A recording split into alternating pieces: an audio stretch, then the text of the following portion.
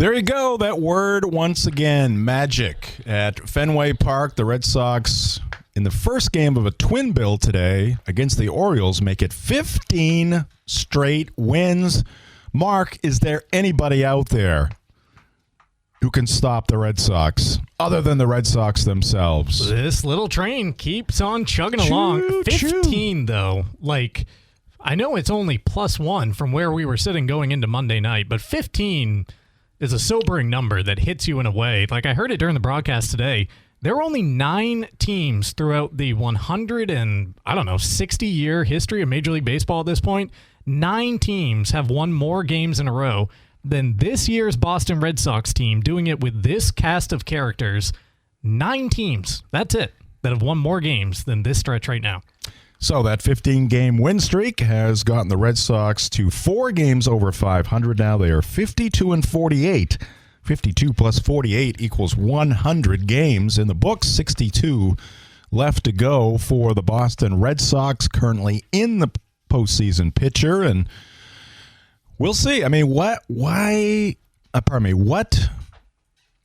you see ahead, Mark? I mean, do you see? Forget the front office, because who knows what they're going to do. They're probably cheap out. There's no way to try to project the deadline. Say they do nothing.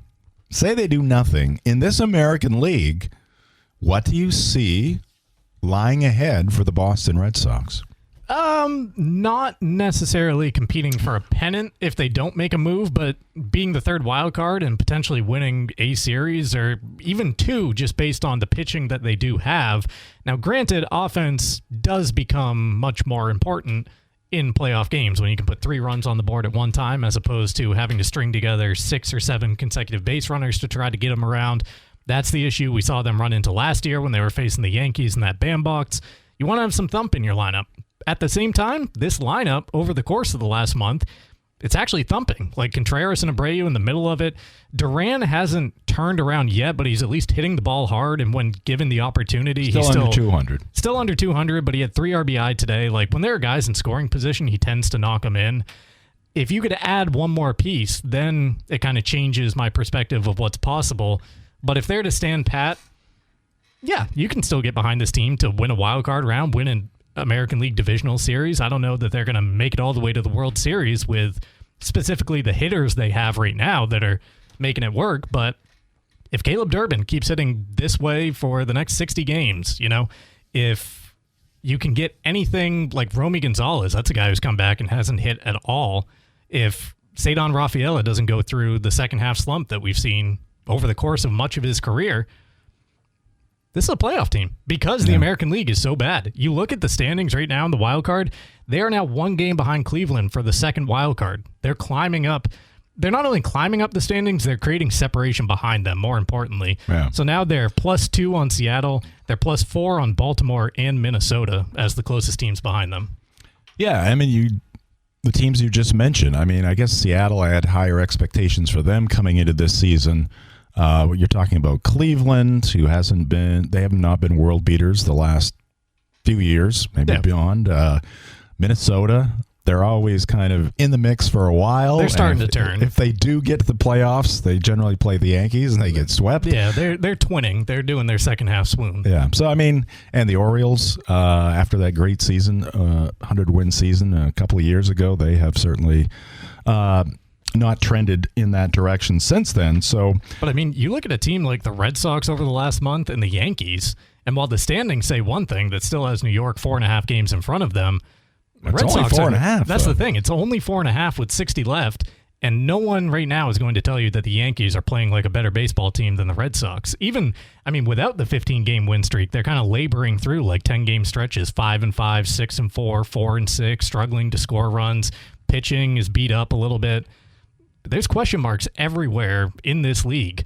I mean, Tampa Bay is at the top of it. It's Tampa Bay. They made it to the World Series in 2020 during the shortened year, but do you trust that they are going to have the horses to make it all the way? Right.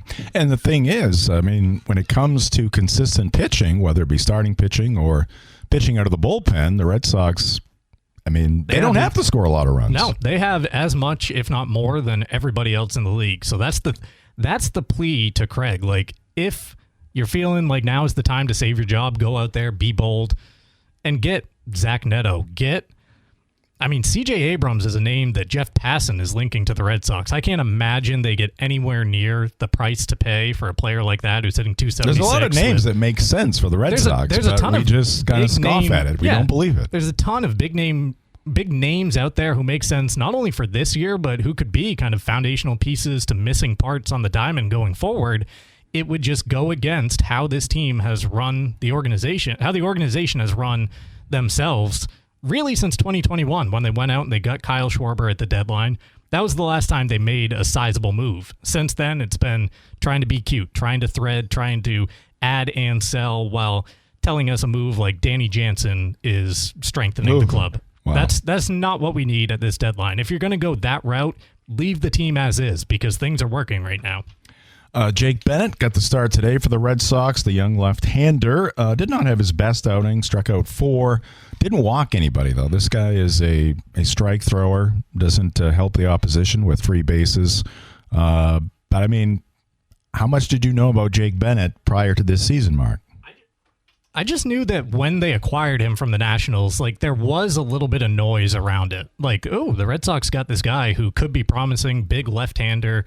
You just thought that he kind of had the measurables to turn into something. Mm-hmm. I didn't really expect to see him at all this year because as far as rookie lefties, he was parked third on the depth chart behind Peyton Tolley and Connolly early. I have been impressed. Not enough, though, to say not trade him for one of those big names in a week and a half. Yeah, I mean, it's this is part of Craig Breslow's job is to assess your strengths and weaknesses. And with 62 games left, it's nice and clean. You played 100 games. What do we need to make us a championship contender? That's his real job, not just to get in the playoffs, but to win a championship. I mean, with this pitching staff, you get in the tournament, and strange things can happen. Just one bat, it'll change the entire dynamic if you put a true professional hitter somewhere in the top 4 of this lineup. Jim Churchill and Mark Paulette in the Greenway Equipment Studios, brought to you by Greenway Equipment Sales, your locally owned John Deere dealer. See the Smith Brothers in Bangor and Ellsworth because nothing runs like a Deere. We're presented by Next Home Experience, the market leader. Get luked and get sold with Next Home Experience. An abbreviated edition today, maybe not as abbreviated as we once would have expected, but we are set to finish off your day here with the drive. We'll take you up to 6 p.m., and then we'll head into game number 2 of the doubleheader, and the Red Sox will be looking to make it 16 straight wins, and that would be a new club record. Coming up in today's show, we're going to talk some Patriots as the Pats will be hitting the field on Saturday. Of course, a lot swirling around with Christian Gonzalez there. We'll talk about that and talk about the team in general as they prepare for the 2026 season. We got a Sports Center for you, a weather forecast. Of course, we'll get back to the Red Sox with this 15-game win streak heading into Game 2 tonight. Now, the Red Sox we talked about their pitching. We talked about this yesterday where they're doing this without the bat that they thought was going to be the centerpiece of their lineup, and they're doing it without the pitcher who they thought was going to be the centerpiece of their staff. That would be Garrett Crochet. We got some discouraging news from the Pig himself on that front. Yes, let's check in with the Pig, and he first talks about his injured shoulder and how things have played out since the original diagnosis. Yeah, the shoulder, the elbow, they are complex like that. And, everybody kind of shrugged it off at the time, including him. Yep. When they were talking about him even going on the IL, he kind of shrugged it off. And obviously it's gone from bad to worse at this point. Yeah, and I'm not trying to play conspiracy theorist here, but there is a clause in his contract that if he missed, I think it was 120 consecutive days during the baseball season because of a left arm injury, the Red Sox get another year of control out of him. Now, we know based on how he is talking that he just physically can't throw a baseball right now, or else he'd be doing everything he can to get back out there. But for Craig Breslow and the 30,000-foot view of this team, I don't think that they necessarily think it's the worst thing that he's been out this long because you get that extra year of control. And it's allowed guys like Peyton Tolley, Connolly Early, Jake Bennett, everyone to step in and get their opportunity. So where are we at now? It's got to be closing in on 90 days? Yeah, that was the end of April, so we're pretty close to that. Yeah. So we'll see where that goes. Let's hear more from Garrett Crochet and his race against time to try to throw for the Red Sox this season. Yeah, I mean, that's, what else are you going to do? I mean, you can't, I guess surgery is not an option. No, I guess it's really just trying to. I would have hoped there would have been some mention of that at this point. But. Yeah, no, I guess it took a while to figure out what was going on in the shoulder. And then imagine it's just that with the Red Sox. Issue. Who would have seen that coming, that they could bungle another injury? What did he say? It's just completely different from the original diagnosis. Garrett, you're going to be back out there in 9 days. So that's what he's thinking. He's getting all ramped up, and he throws his arm out of socket. So we got a mystery shoulder, and we got a mystery, is it a pinky? For Anthony or hand? I think it's ring finger. Ring finger, yeah. Okay. I think it's like a ring finger ligament that lingers down to the wrist, and he can't grip a bat without pain. I don't know what's going on there. Oh, boy. All right. I need to hear one more. Let's check in with Jeff Passan. We were talking about the Red Sox and what they might do at the trade deadline, which is coming up in, 12 days? Yeah, because it's August 3rd this year. It's on a Monday. So here is ESPN's Jeff Passan. He still has a job at ESPN. He does. They couldn't get rid of him because then baseball's maybe next year, truly Jeff. gone. Maybe next year. Here he is on the Red Sox, maybe doing some big game hunting at the deadline. Now, the name that I am most wishing for there would be Jeremy Pena, only because he played at the University of Maine, and defensively, he's going to be top notch. He's had some injuries. He's got some pop. I think that would be the one that they are least interested in, just because he's owed the contract at this point. He's going to get it from somebody. But New England kid from Rhode Island played at Maine, and that would obviously that would be nice to see. But your favorite out of the group, if Pena's out of there, who do you want? I think it's Neto because of price and because of control on the other side of it. He's a guy who can hit 25 homers, steal 30 bases at the top of the lineup, like a 335, 340 on base percentage. Doesn't hit for the highest power, but plays a premium position. And he's kind of, it's what you would hope Marcelo Meyer could develop into someday. That ship is, at least for this season, sailed. You need improvement there in the middle of the infield.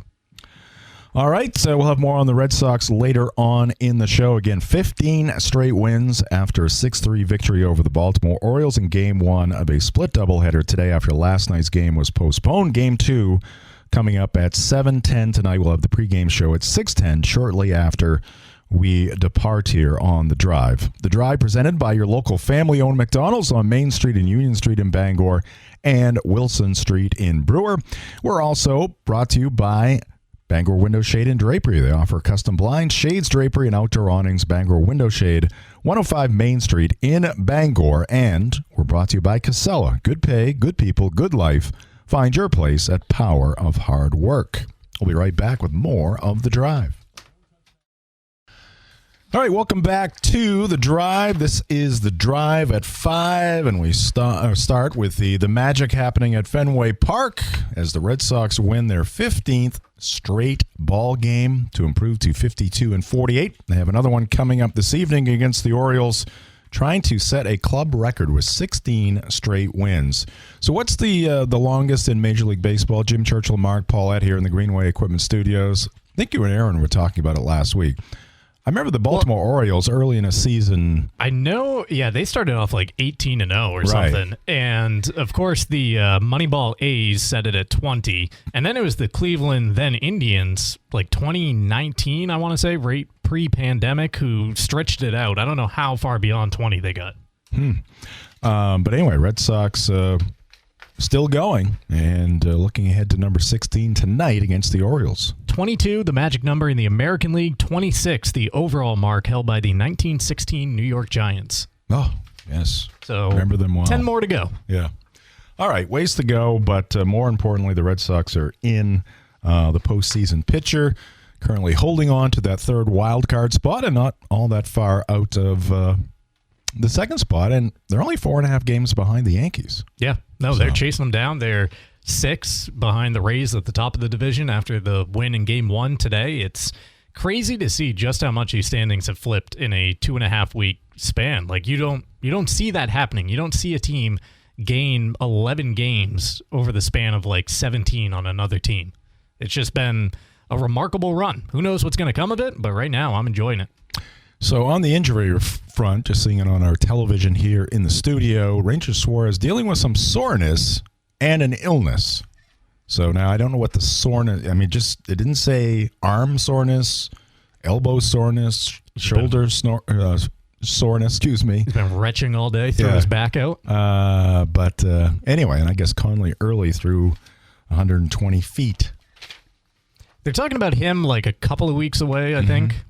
Hopefully back pretty soon. Trevor Story was saying that he's going to be the middle of August as far as guys on the shelf coming back to help out this team. They certainly probably have a little more pep in their step than they did 2 weeks ago to get back on the diamond. The Drive presented by Heroes Sports Grill and Entertainment Center. Heroes is the place to be in downtown Bangor and at heroesportsgrill.com. Now, this is, to this point, Mark, this has not been a great day for me. I'm not terrible. I'm not complaining. I feel fine. I've got a lot done, but it hasn't been a great day. First of all, the Red Sox winning is a negative. Can't take it. It's a major negative. And knife in your side. I'm looking forward to the streak ending tonight. Our phone here in the studio still not working. Still can't receive the calls. IT which department is failing us. That's a bit of a downer when the Red Sox are going through a historic stretch. Because I'd like to hear from people. Yeah, I want to hear the giddiness. Hear the passion. Hear the giddiness. I want to hear all those pink hat people calling in. It's not difficult to get positivity out of the Red Sox fans. Aaron and I were, man, we almost filled a show a couple of weeks ago doing it, or a week or so ago. But yeah, no ability. We to apologize. Get you to air. Otherwise, we would be. We're going to have to start throwing things, I guess, because this IT department, when you hear like a department, like there's no name, there's no person, there's just it just goes into a void. Right. And that's what I feel. That's where I feel we're at right now is the IT department. You know, we're somewhere on their radar, but certainly not a priority. It wouldn't appear. This is the third straight day we have not had a working phone line. So we do apologize. We'll hope for tomorrow. Well, speaking of tomorrow, Mark and I will not be here in the Greenway Equipment Studio. Speaking of Heroes Sports Grill and Entertainment Center, we are going to be at Heroes tomorrow. We'll be broadcasting live. We'll be there, I believe. That's the plan. Every Thursday through the rest of the summer. Take you right up to September. We'll hear from Chris Price on the Patriots tomorrow and Tim Healy on the Red Sox, both with the Boston Globe. And we have an exciting contest that we're going to be starting. Now, it's one big contest, but there's actually 3 great prizes. So we'll start with prize number 1. That would be 4 tickets to the Red Sox game. Now, okay, before I get to that, well, let me finish. We're going to be joined by Bill Dunnitz of Dunnitz Appliance and Mattress. They are the sponsor of this great contest we're going to have. 3 different games, 2 in September, August, 1 in September. Oh, okay. It did change a little bit. We have 2 in August, but they're spaced out nicely, roughly 10 days between each game, so we can run 3 separate contests. And I think if you enter at the beginning, like you can only enter once, but if you enter, say, tomorrow or next week, next Monday, you'll be in throughout the contest. We'll roll you over game to game. game. It's one big Red Sox ticket giveaway. 3 different games, 4 packs will be given away, and they are great seats. Section 54. You're right there close to the field, close to home plate, and so great prizes. We'll start that here in the near future. We've got everything lined up, and we'll be joined by Bill Dunnett from Dunnett's Appliance and Mattress tomorrow, live from Heroes. He'll join us around 4:20. We'll have more details then on the contest, but great seats we're going to be giving away. Very excited about this, and we'll start opening up the phone lines here. Not today, because we don't have a line. That's you what can't call us. We got everything lined up. Right. We may have started it today, except for the phone line. Right, we could have, but not with the phone lines not working. So again, our apologies on that, but we'll get that rectified here eventually. We got to get it rectified. We got this freaking contest. We're giving away these great prizes, so yes. We got to get this thing. Got to get this thing up and operating. See, now, so the worst part for us is that it still shows when the calls come through. So right now, phone line, we have a blinking away. Blinking green light. You and I have already tested this during a break. I just tested it during the last break. You called. I couldn't hear you. Nothing. Yeah. It is a one-way phone line at the moment. Well, it's not even one way. Well, I can call out, and then we can have a conversation. I get you. It's outgoing, just not incoming. I thought they could call in and they would be able to hear us, but we couldn't hear them. Yeah, no. But that's not even happening. We tried it. So anyway, we apologize and sorry to the person who just tried to call us. But we'll have this great contest, and looking forward to talking with Bill Dunnett of Dunnett's Appliance and Mattress tomorrow, again, with more details. Max Pottle will be here in the studio, and we don't have a show on Friday, part of our summer long weekend schedule. Yes. Monday as well, because we'll be here next Friday. That's right. We have an extra long weekend because we're going to be on the air next Friday. We'll have another UMaine Athletic special event coming to you from Orono, downtown Orono somewhere. We'll have more details on that. Do want to mention before I forget, the morning roast tomorrow morning from 6 to 8 a.m. Greg Hirsch, Tyler Cruz, Marcus Caesar here in the studio. They'll be joined by Larry Mahoney, among others. So the third part to my bad day is I lost the phone. Down a phone. I lost a phone. And it's not that I love the phone. I mean, it served me well. But there are probably 8 times a day where I would like to throw it into the nearest body of water, whether it be the toilet down the hall or the Penobscot River. But I kind of need it. And feel lost. Yeah. It's when you lose your phone, it's nice for the first hour when you can just kind of check out and no one can get a hold of you. And then you think, oh, I can't really do too much because I kind of run my whole life out of this little thing in my pocket. Yeah. And I know there's going to be a lot of responding, a lot of replying, a lot of work to do once I get to that. It's kind of like you go on vacation. Yeah. But you know that Monday, inbox when you is come just back, flooded. Just what's on the other end, what you're going to have to deal with, and that's what I'm going to have to deal with. Just a little dread setting, a little double dose of dread for you. One on the phone, one with the Red Sox going for 16 in a row tonight. Yep. So my hope is in the next 5:08, in the next 5 hours roughly, I will have my phone situation rectified and all my responses done, and the Red Sox 15-game win streak will come to an end. The only one... See, my day can turn that quickly. You got to be the only one on the Red Sox family of radio networks to be actively rooting against this 15-game win streak. Again, I said it yesterday. There's 2 teams I don't want to win anything. A game, a playoff game, a round, a championship series, a World Series. Number 1, still got this working for me, the New York Yankees. Number 2, the Boston Red Sox. Well, let's hope for you they don't run into each other in the playoffs. That's right, because something will have to give. Couple of numbers on this, though. I just saw that the 15-game win streak is the longest by an AL East team since the wild card format. Sorry, not the wild card format. The what am I trying to say here? What they do in 69? Expanded playoff format? I don't think so, because 69 would have still been... 69, you just had an American League. You only had, 20 teams, 16 teams. You had an American League winner and a National League winner, and they just played. Just played. Went straight to the World Series. Right. The tweet I was reading was since 1969, because some sort of... I don't know what happened in 1969, frankly, but this is the longest win streak of any AL East team since the 1969 season. AL East team, okay. That's what it is. That's what it is. The AL East was incorporated in 1969. Yeah, you had an East and a West. Yeah. There was no Central. It was East and West. Changed over the division. So longest win streak by any team in the history of the AL East going back to 1969.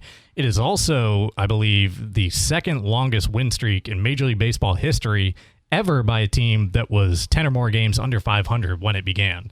And the others on that list, one was like the 99 Padres, but the other 2... it was like the 46 St. Louis Browns and the 1911 New York Giants or something. So you don't see this happening really ever, that a team is able to save their season in this way in the middle of the summer. So I think St. Louis in 46, they were the Cardinals. You think? Well, they would have been. They beat the Red Sox. Yeah, I do remember. And then they did it in 67, but the Red Sox got back at them a couple times. All right, we're going to talk some Patriots coming up here in the show. But again, the Red Sox get the win today, 6-3 over Baltimore in that first game to extend the win streak My wife rubbing it into me, sent me a picture of Wally out there holding up a sign, said 15, baby. At least your household is represented, though. Yeah. In Red Sox Nation, it's the Churchill household still has representation. She is just ripping into me day after day. The Drive brought to you by Premium Choice Broadband, local, family-owned, bringing affordable high-speed internet to Maine for over a decade. Call or email and mention PCB, the ticket, to get 1 free month for new residential customers. Visit premiumchoicebroadband.com for details. We're also brought to you by Bangor Mall Cinemas, Greater Bangor's favorite hometown theater for over 40 years. Bangor Mall Cinemas features luxury recliners and upgraded food menu. Find show times and reserve your seat at your neighborhood theater.com. The Red Sox will have tomorrow off, and then they will be hosting the Toronto Blue Jays, a bottom feeder at this point. Big-time disappointment. Yeah. Maybe the biggest. This season, without a doubt, because I really expected them to build on the momentum of last year, because that was a team that I had looked at really since like 2022 of being on the cusp to kind of take over the division. It seemed that the entire organization was kind of going in that direction where they were showing a willingness to spend money and bring players in. Yeah. And it has just been a dumpster fire up there this year. Sounds like a managerial change somewhere in the near future. How about this for just a couple other random notes at the end of the segment? Saw this during the last break. UMaine women's basketball. Shout out Amy Vachon and just the state of that program. Their third game of the year. They've got Oregon coming across the country to play at the Pit. 11-13 versus Oregon. Yeah, pretty cool. In the non-conference schedule. You got the whole schedule there. Why don't you reel off some of the highlights? They open up the season November 5th versus Siena. Then they go to Merrimack. And then 4 straight home games. November 13th against Oregon, the 15th against Brown, the 19th against VCU, and the 22nd against Penn. Those are quality opponents coming up to Orono to take on the Black Bears. Then a couple of games at a Dayton tournament, a game at Michigan State in early December, home against Quinnipiac, taking on Fairfield in Portland, and then they round out the non-conference at Rhode Island and at George Washington. But that is impressive to put together not that non-conference schedule, because they do that year in and year out, but to have that many teams now willing to come to you. And I'm not sure how Oregon women's basketball did. I don't know how. I don't know. I don't hear a lot about their program when it comes to the women's side, but obviously it's a Big Ten school coming to the Pit. I mean, that is a bit surprising. It was just a couple of years. That's where Sabrina Ionescu went, right? Yep, that's right. They were rocking the world a couple of years ago. 23-13 last year. 8-10 in the Big Ten, but 23-13 overall. Yeah, and just to have 4 straight home games. And the travel doesn't seem crazy. You got Michigan State, but that's the central game at part Merrimack, of the country. A game at Michigan State, 2 games at a tournament, the midseason tournament. One in DC towards the end there. So yeah, Rhode Island and George Washington. Yep. So that's a nice-looking non-conference schedule there. And the men's came out. Well, theirs didn't come out, but Providence released theirs yesterday. So we learned that Maine is opening the season at Providence on November 2nd. Okay. Well, you might know more than... Yeah, I was going to say, you might know more than the public does, but it'll be out very shortly, yes. So, yeah, I mean, basketball will be, you said November 5th, the women's first game. So it'll be here before you know it. And, of course, football coming right up as well. So Miami Heat, they announced inadvertently? Yeah, a little bit of a snafu there where someone in the social media department is no longer employed by the Miami Heat, because a link to a scheduled live stream titled LeBron James Introductory Press Conference scheduled for July 27th on their YouTube page was published, and then a spokesperson had to take it down and say that they were just getting ready for the possibility of LeBron James' return. I don't know, though. Do you really need to go to that extent in 2026 to set up a live stream 5 days ahead of time to practice it and see if it works and also title it that? Like, why can't you just title it practice? Right. Test. So I actually think, I mean, Cleveland may make sense going back there from where he's from and won a championship there with the Cavs. But Miami kind of makes a lot of sense, too. It does. I'm kind of thinking that Golden State comes out of this. Really? That he gets to stay in California. He gets to go up there with Steph and Draymond and the old men go after it one more time. Jimmy's still on that team, right? And you think that's a good fit with all those old men? No, not at all. I don't think that would work well whatsoever. All right. And, of course, Philadelphia was mentioned, but I don't think that's – I mean, they've already got Embiid. They've already got Maxey. They got Jalen. Yeah, on a court with those Edgecombe. four, really, that is a lot of gravitational force and pull to throw in the middle of the floor with you. Yeah, and I'm not sure. Yeah, I don't think that makes sense at all, but we'll see. So I think by Monday they're expecting something to go down here. Well, because football training camp opens up this weekend, and at that point, sorry NBA, sorry LeBron, but you'll get a day at most. Trampled. All right, we're going to take a time out here. The Drive is brought to you in part by Fat Panda Boba Tea and Market on Harlow Street in Bangor. Next to Goslin's Bakery, sip fresh boba, explore snacks, ramen, and their tasty Jamaican patties. Also brought to you by Union Street Towing. They have you covered 24/7 statewide from breakdowns to lockouts. They'll get you moving fast. Call them at 942-4200. That's Union Street Towing. Driven to be there when you need them the most. And a reminder to get your UMaine football season tickets. Time to pack the stands at Alphon Stadium and cheer on the Black Bears. Season tickets on sale now, and they will give you the best value and the best seats for every home game. Visit goblackbears.com/tickets. While we're on, do you still have the goblackbears.com website up there, Murray? No, but I can pull it up easy enough. Maine football, they'll be starting in about a month and a half. Yeah. Last year it was August, right? Tail end. Let's see. August 27th. It is again this year. Wow. CAA opener at Townsend. 6 o'clock kickoff on the 27th. Then they're at Appalachian State on September 5th. Home opener comes against Merrimack on the 12th before heading back on the road to Boston College and Elon. Once again, just not a friendly start to the schedule for the Maine football team. It's what they have to do. But, I mean, one home game until while October the weather 3rd. is good. Yeah, one home game until October 3rd when your next one comes up. Oh, man. But, I mean, after that point, they're basically... it's got to tilt their way at some point. They're kind of home for the month of October. Sacred Heart on the 3rd. October can be good. Bryant on the 17th after a bye week. Then you got Campbell to round out... not round out the month. On the 24th, they go to Rhode Island on Halloween to actually end it. Yeah. All right. All right, we will be right back with more of The Drive right after this.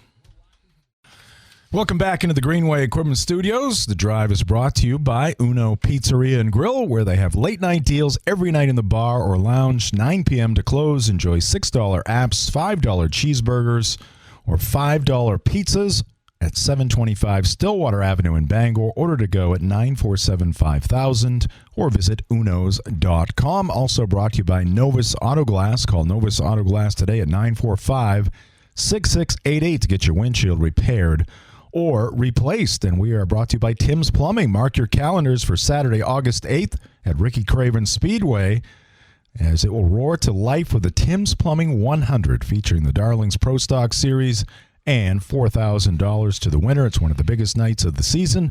Bring the family out and experience the excitement with the Tim's Plumbing 100 at Ricky Craven Speedway on Saturday, August 8th.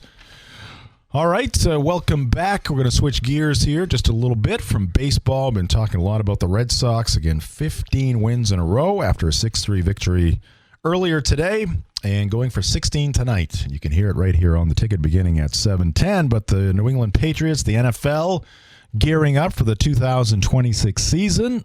Players will be on the field on Saturday as the workouts begin. Yeah, late in that Red Sox game today, there was quite the ominous storm clouds forming over the Green Monster, kind of creeping into Fenway. They actually just unleashed after game one, and it was raining, just sheets of rain over Boston. That's kind of like the Patriots hanging out on the horizon for the Red Sox. They're looming. They're ready to come in and take over all the headlines. Well, they may need that here, surely. We'll see.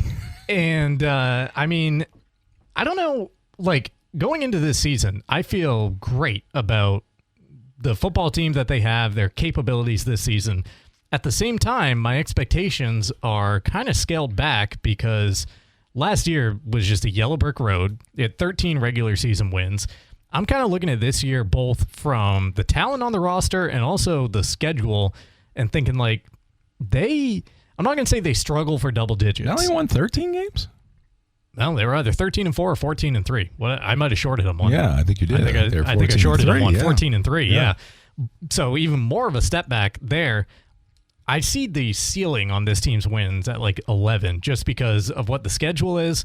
I've got some concerns about the defense too. Like the defense has me worried in a way that last year it looked better than it was because of the competition they were playing. Let's be real about that. Yeah. This team averaged 28.8 points per game offensively last year, which is a number that they're going to meet this year. They might even build upon that because I think offensively they've got a lot to work with.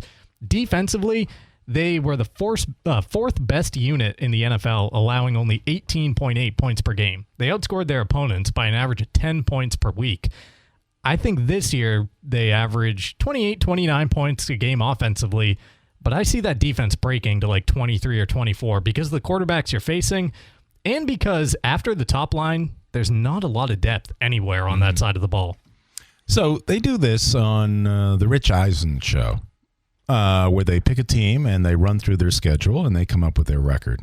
You going to do it? Let's do it. We're going to go 17-0 right now. Camp is starting. We're going to be busy tomorrow at Heroes. Again, we'll be broadcasting live from Heroes tomorrow from 4 to 6. Looking forward to that. But right now, looking forward to the 2026 Patriots schedule. And here I'm on going to track this for July both of us, 22nd. Because I think we're going to have very different results. Well, just without looking at the schedule, I would thinking say, about it, just I kind would of say gut 10 reaction. and 7. Yeah. I would say 10 and 7. But, I mean, I know kind of who they're playing, but let's take a look at it game by game, week by week. Wednesday night opener at Seattle. Loss. Yep. Week 2 at home against the Steelers. I'll say win. I will as well. Yep. Week 3 at the Jaguars. Interesting.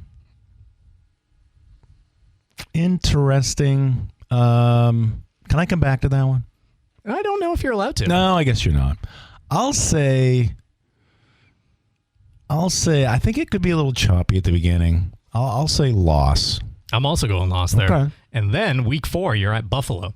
Ooh. So this is what I'm talking about. They could be staring down a 1-3 start, and it's still a football team that I feel good about and could be a wild card team, even a division winner at the end of it. And that Buffalo situation is going to be interesting. I mean, they won a lot of games. I mean, I don't think he was a great coach, but they won a lot of games with a guy who got canned, and now they're bringing the offensive coordinator. So much like the Celtics and Jason Tatum, I mean, there's going to be a lot of pressure on Buffalo this year with the offensive coordinator stepping up, and, you know, we'll see. So is that a win? I'm going to go loss. You're trying to talk yourself into the confidence. I was waiting for it to come. But it's going to be interesting. I mean, I don't think they're going to be like ESPN has them number 1 in their rankings, right? Buffalo in the AFC, they do, yeah. So September is gone. We're actually into October at this point. That Buffalo game is October 4th. The heat is on. But now you can make up some ground. You return home against the Raiders. Well, don't even have to answer that. They're playing the Raiders at home for the second straight year? Yeah, October 11th, 1 o'clock on forget CBS. They lost to Pete Carroll's to start that season. I know. All right, they're 2-3. And then they follow that up with a win against the Jets. Yes. After that, you're back to 500. So you're back to 500 at 3-3, but then you're at Chicago on a Thursday night. 4 days later, short turnaround. That's an L. Yeah, I'm with you. 3-4. Then you get a little bit of you get the weekend off after the Thursday night. You travel down to Miami to open up the month of November. There's a win. 4-4, so almost halfway through the season, 500. Then you host the Packers, 4:25 game on November 8th. Oof. Packers are a good team. I mean, I can see them winning one of those road games we talked about, whether it be the Jaguars or I can see them win, or Buffalo. But I can also see them losing this one. So I'll go win because I went loss on all those road games. So I'll go win. So you're going win to get them to 5-4. I'm going loss to get them to 4-5. Wow. After that, you host Detroit. That is, well, you don't host them. Sorry, that's the Germany game. 9:30 a.m. here, but that is in Germany, November 15th. I'm taking that as a win. Detroit I started to sour on them a little bit at the end of last year. What did they make for moves in the offseason? Because I don't know. Yeah, their defense was putrid. Yeah. Right. All right, I'll go win. So you have them at 6-4 at this point in the year. They come back from Germany. That's when they have their bye week 7 after games Germany. left. And then they go out to the Chargers Sunday Night Football on the 29th of November. I'm going to say the Chargers get a little revenge in this one. Really? Yeah. All right, so that's where we differ because I just think the Chargers and Justin Herbert are a fraudulent bunch. Then you host Buffalo. They got a new OC out there, Mr. McDaniel. We'll see. Yeah, but I don't believe in the quarterback, so What's the OC going to do? Buffalo, December 6th in Foxborough, 425. I'll go win. Yep, me too. You got to split with the Bills. After that, they host the Vikings. This is another Thursday night game, December 10th. Host the Vikings. Host the Vikings. So again, a short turnaround right after the Bills. 4 days later, Vikings coming to town. I'll go win. Me as well. So at this point, we are both 8-5. I think we just have the 2 disagreements in there, but it brings us to the same record at the Chiefs. Monday Night Football. I'll go Patrick loss. Mahomes back at that point in the season, fully At firing. Stadium Monday night. Yep. Then you're at the Jets, so we can pencil in another win there. 2 games left. 2 games left, and it starts off with hosting the Broncos. Date and time TBD. Do the Broncos get revenge? So I said 10-7 without dissecting the schedule. We're both at 9-6 with 2 games left. I'm trending. What's their last game? It's Miami at home. Oh, yeah. All right. I'm kind of trending that same way with you because I expect them to win that one. Denver's a good team.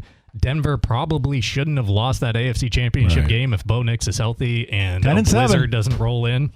Yep. 10-7.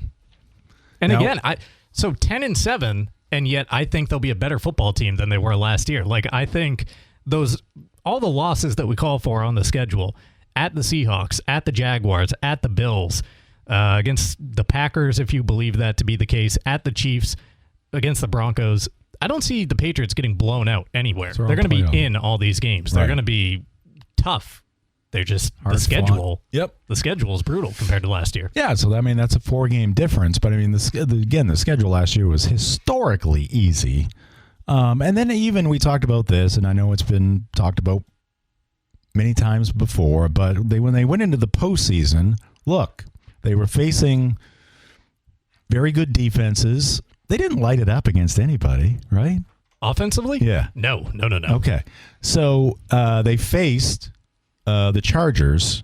Good defense. Yeah. Best passing defense in the league. But their quarterback, who's had some decent regular seasons, is not good in the postseason. Okay. And he had a broken hand. And you were playing at home. Yep.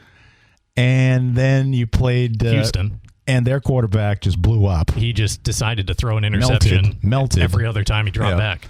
Now you can give some of the credit to the Patriot defense, but I think a lot of it's on his shoulders. Yeah, because he was that way in their previous game too. They just were able to get it done.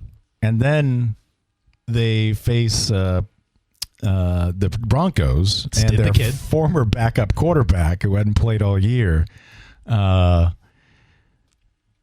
And they win that game in a snowstorm. So and then they faced the best team in the league and they lost. Let's real quickly, like gut reaction, just instant answer, win or loss for the Bills to see how we're feeling, because that's the only other competition. Miami's not competing. No, Miami could be a bottom 3 team in the NFL this year, and the Jets could be a bottom 7 team because that's just where they occupy year over year.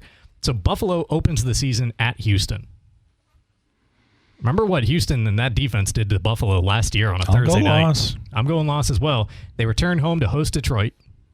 Thursday night football. I'll go win. New stadium. It is a new stadium, but it's on 4 days rest. Win. Yeah, me too. They're winning the home opener in the new stadium versus the Chargers. So at home. Yep. Win. We already said they're beating the Patriots in that Week 4 game. Then they go 3-1. 3-1 when the Pats are 1-3 at the same time, and they would have the head-to-head tiebreaker. Then Buffalo goes to the Rams on a Monday night. Loss. They are at Vegas. Win. Then they have their bye week before returning home to host Baltimore. Ooh. Baltimore, I'm telling you, that team. Yeah, I was high on them the last 2 years, and it burned me. They got a new coach. I like Josh Allen more than I do Lamar Jackson at this point. Yeah, or I trust him more. I'll go win. Because Baltimore beat them.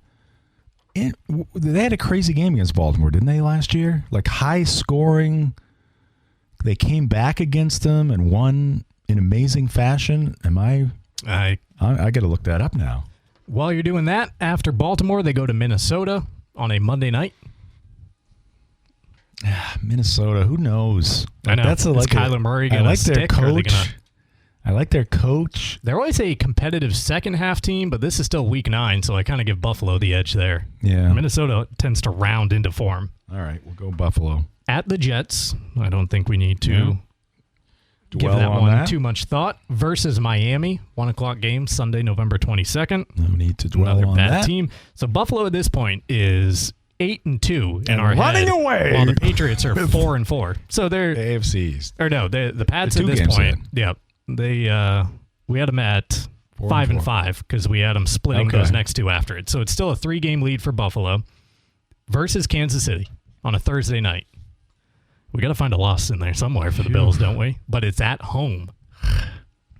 Thursday night. Yeah, I'm not going against Josh Allen at home on a Thursday night. Here's the loss for them. The next week, they're at New England. We already pegged that as their third loss of the season. Then they follow that up with a trip to Green Bay. That sounds like back-to-back losses.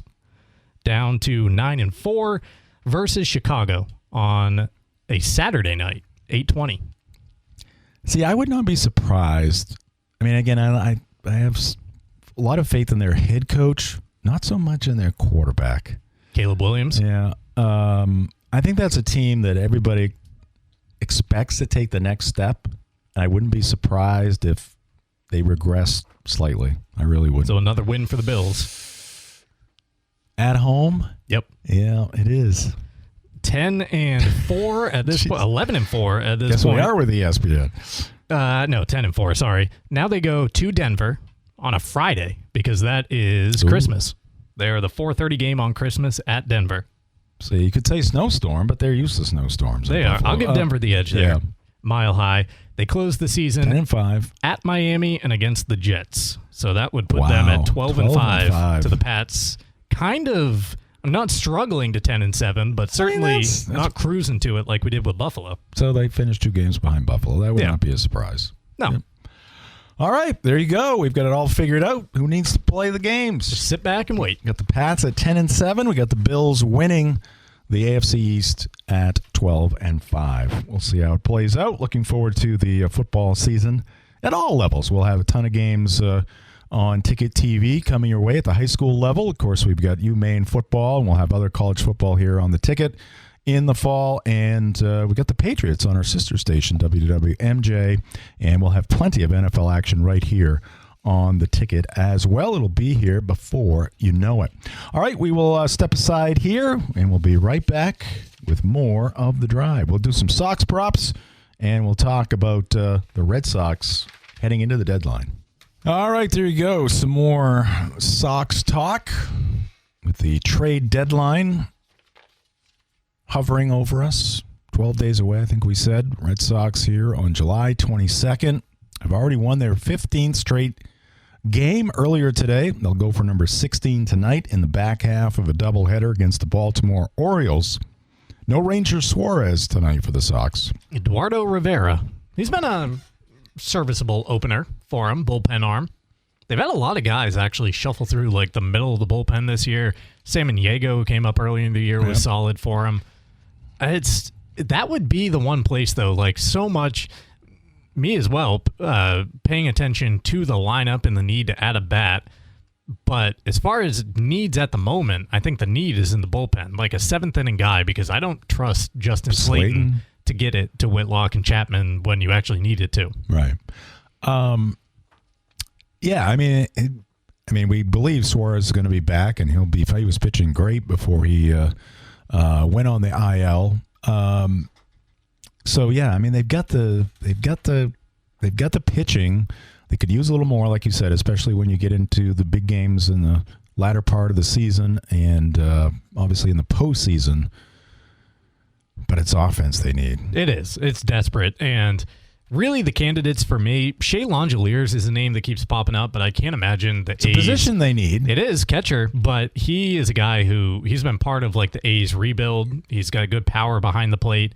And they have How really old is he? tailed off in the second half. At this point, he's got to be 26, I'd say, mid-20s probably.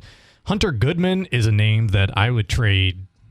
I'm throwing Franklin Arias in that deal. I'm throwing Connolly Early in that deal. I'm throwing Jake Bennett in that deal if you want it. Like, whoever you want for a guy that has 30 home runs already behind the plate this year, had 31 last season, had 13 in like 70 games the year before that. So this is what he does, is slug is he behind available? the dish. Jeff Passan has him ranked on his list of top 10 players at the deadline. All right. So you made the concession right before we came back on air that if they go out and get Jeremy Pena, he might be coming back. Coming back at around. me. Yeah. I mean, that would be, well, he's a New England kid. I mean, I watched him kind of grow up with Maine baseball, and then before we knew it, he was a World Series MVP. Year one. He doubled in size, basically. But just good family, good kid, or good young man at this point. And, that might get at least 1 foot back in there. Zach Neto is the name I'm looking at because I think it's the right Realistic? blend. Yeah, I think it's the right blend of production, but also cost to make him the most realistic target for the Red Sox. With the Now, Angels. He'd still be pricey, as you heard coming into this segment. Like, it might be a Marcelo Meyer and a Jake Bennett. But at this point, Jake Bennett's a whole hell of a lot more proven at the major league level than Meyer is, so I'd be willing to make that trade. Yeah, I mean, a lot of other teams, like Meyer's going to figure it out. I mean, he's probably got some maturity issues. Maybe he's not as focused as he could be, but the raw talent is there. I mean, people have been looking at him all the way up through high school, and obviously the Red Sox fell into a high draft pick. Was he third or fourth? He was fourth. Okay. But anyway, he'll go somewhere. He'll figure it out, and he's going to be a very good Major League Baseball player. Who knows? And who knows what is happening behind the scenes, the conversations with managers and Meyer. I don't think Alex Cora was. I don't think they were on the same page. I'm not going to say I blame Alex Cora for the season that Marcelo Meyer is having, but he rode him kind of all offseason and coming into camp because he picks these weird targets. Yeah, he picks weird battles thinking he's not going to pick any more for the Red Sox. Thinking that like it seemed like, well, I can push him to the breaking point, and then he's going to come out of it on the other side a better major league player for it. I think he just kind of got in Meyer's head and set him up for a bad year. I think that's one of the biggest myths about Alex Cora is that he was the master button pusher. Yeah, with players, and he knew just what buttons to push, and he was going to get the most out of them. I think he screwed up in a number of cases, Meyer being one of them. Well, like I said the other day when Aaron and I were on here, coming into the year, he was the face of the franchise. So as far as like having the most cachet in their corner in the dugout, I got to imagine some of these young guys weren't all that comfortable around him compared to how they are around Chad Tracy, who was just one of the people who helped them along in the minor leagues and is now up there making them feel comfortable. Like it's still kind of that scenario. So Chad's going to be... he's about 41 and 31 or something like that, or 42 and 31. After the win today, he is 42 and 31. Wow. At what point does that interim tag get ripped off? Like, if this thing keeps going. I mean, my guess would be maybe like after the trade deadline or something, like sometime if in they're August. Like 10 games up at that point. Yeah, I think it would have to come off, and I think that would, obviously be huge for him. But the players, if they keep winning, like they know he's not going anywhere. Yeah. Like, they're not going to fire him if he gets them into the postseason after the way they started. So I don't think the players, it's not a matter of respecting Chad Tracy. Especially at this point, he's the manager, and they know that, and he's not going anywhere this season. And it's truly a meritocracy, which I never really felt like it was under Alex Cora. He always had his favorites. He had his teacher's pets. Chad Tracy, it doesn't matter who you are. If you go 2 for 3, you're going to be in the lineup the next day. Or if you're Sung-Chae Chen and the team is 14-1 with you parked at shortstop, you're going to be out at shortstop every night. So what is the rest of and obviously from Craig Breslow's thing, he's put the emphasis on pitching, and you'd have to give him a tip of the cap there because they've got one of the best pitching staffs in Major League Baseball. They've developed more, and they brought in talent, and so far so good. Albeit Crochet injured this year, but and supposedly they have more coming up. But he's he's made a lot of good moves, and he made the managerial change, and for a while it didn't work for a while there, look but like that was going to work, but he certainly kept the right coach. He kept the pitching coach. Yeah, Andrew Bailey. He's getting it done. And so that part has worked out well, but I couldn't tell. I know Chad Epperson is the third base coach. Jose David Flores, is he the bench coach or the first base coach? I don't know. He's on the staff. I couldn't tell you the rest of the coaching staff. All right, that is the state of the Red Sox. We don't know who's coaching the players. We know the manager, maybe the third base coach, but they cannot lose right now. 15 straight wins.